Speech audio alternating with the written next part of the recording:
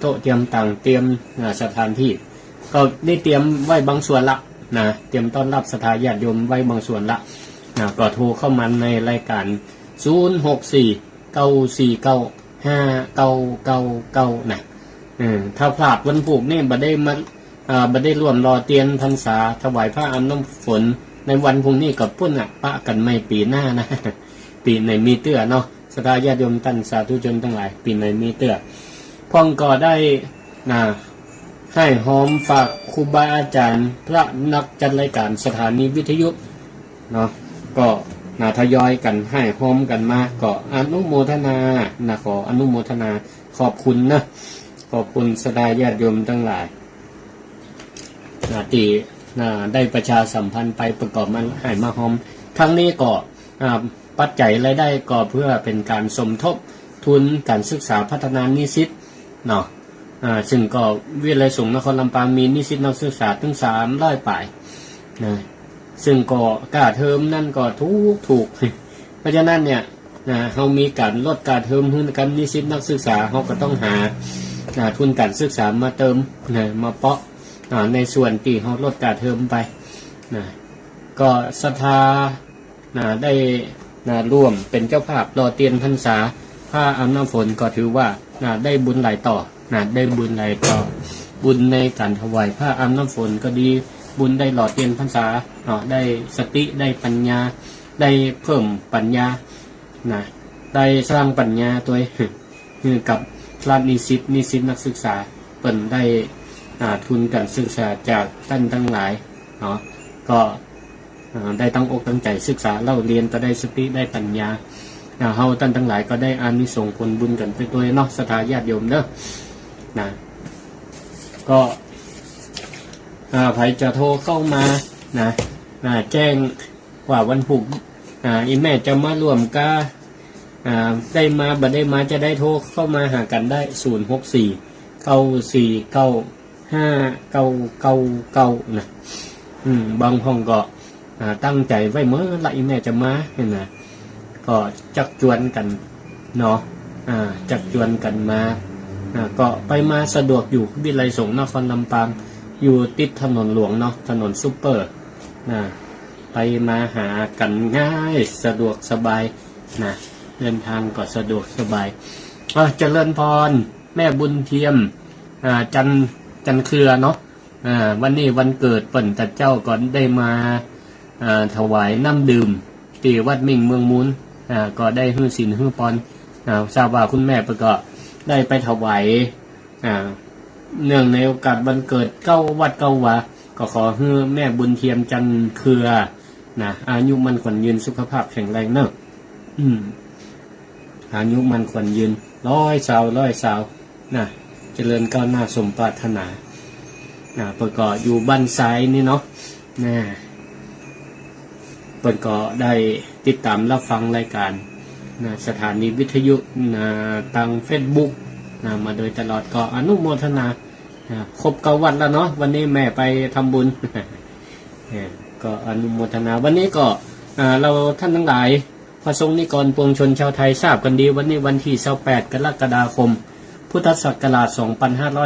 2566ก็เป็นวันเฉลิมพระชนมพรรษาของพระบาทสมเด็จพระวชิรเกล้าเจ้าอยู่หัวในหลวงรัชกาลที่10ของปวงชนชาวไทยพระองค์พระราชสมภพในวันที่28 กรกฎาคมวันจันทร์ที่28 กรกฎาคมพุทธศักราช2495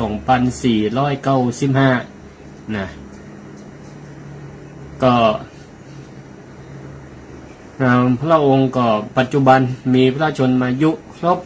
71 พรรษาวันนี้ปวงชนชาวไทยส่วนงานราชการภาครัฐและเอกชนก็ได้จัด พิธีกุศลบอกว่าจะเป็นทำบุญตักบาตรก็ดีปล่อยนกปล่อยปลาบำเพ็ญประโยชน์เพื่อถวาย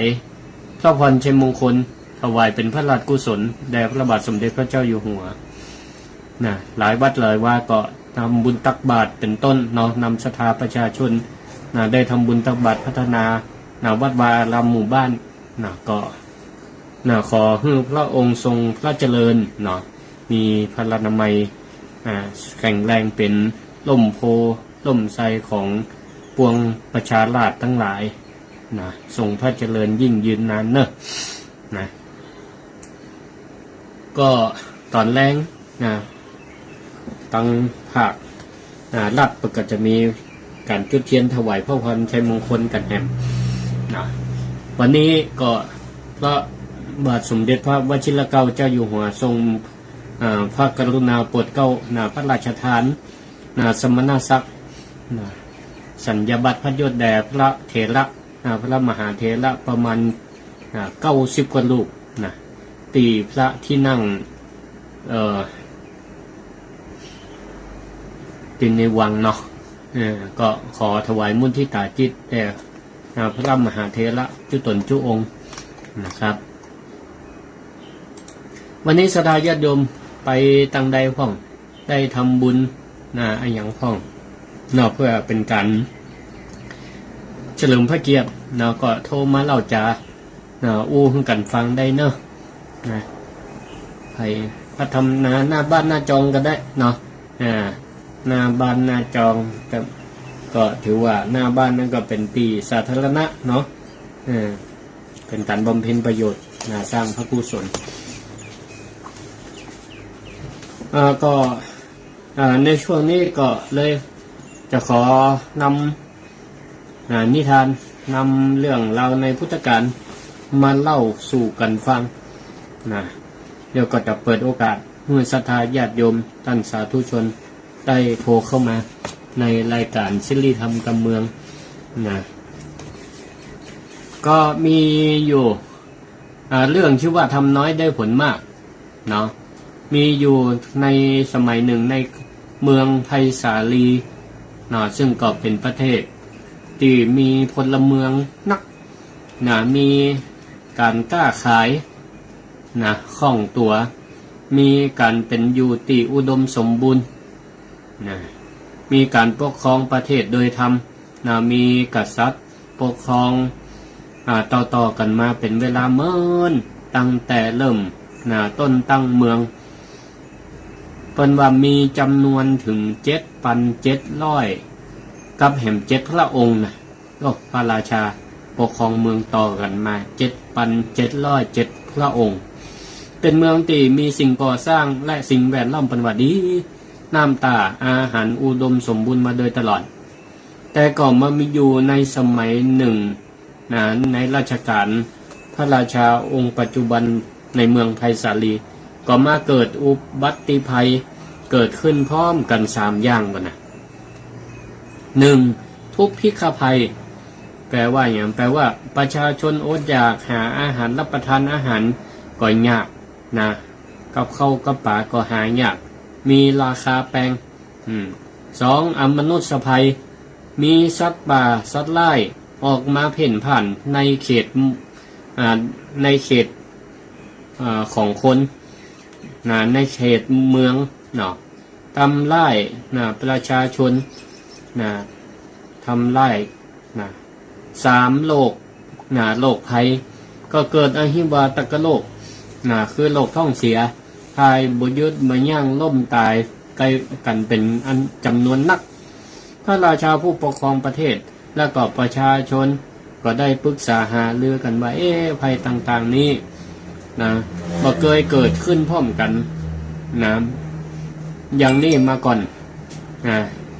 บัดลังจะเกิดสิ่งบดีเหียก้า